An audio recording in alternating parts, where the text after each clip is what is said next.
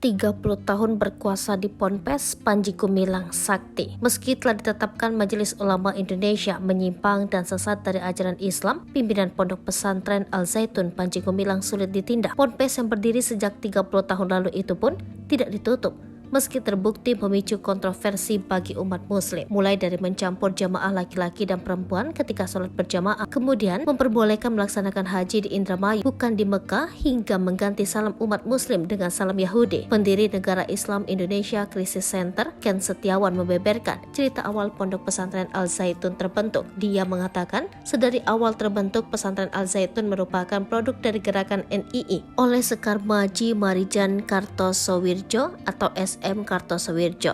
Gerakan ini lalu diwariskan kepada dua pengikutnya, yaitu Ahmad Musadek dan Panji Gumilang. Dari awal, memang ini Al Zaitun untuk mewujudkan NII, kata Ken, dan mengatakan kedua pengikut Kartosowirjo memiliki dua jalan yang berbeda. Ahmad Musadek keluar dari gerakan yang dibentuk Panji Gumilang dan membentuk gerakan baru, yaitu Al-Qiyadah Al-Islamiyah. Musadek bergerak dengan ajaran yang sama melalui pendekatan pertanian dan kedaulatan pangan, sedangkan Panji Gumilang bergerak di dunia pendidikan. Kami menganggap ini seperti merekrut kader untuk gerakan NII. Panji Gumilang memanfaatkan dengan cover pesantren, ucap Ken. Ken mengatakan Panji Gumilang sangat lihai memanfaatkan nama pesantren untuk menumbuhkan gerakan NII, karena dengan cover pesantren tersebut, kata Ken, pemerintah dan Majelis Ulama Indonesia akan berpikir dua kali menindak gerakan yang dilakukan oleh Panji Gumilang. Dia juga menyebut ada kemungkinan orang-orang pemerintah yang menjadi backing gerakan Al Zaitun, sebab Al Zaitun bukanlah pesantren kemarin sore. Lembaga pendidikan yang berdiri di Indramayu, Jawa Barat itu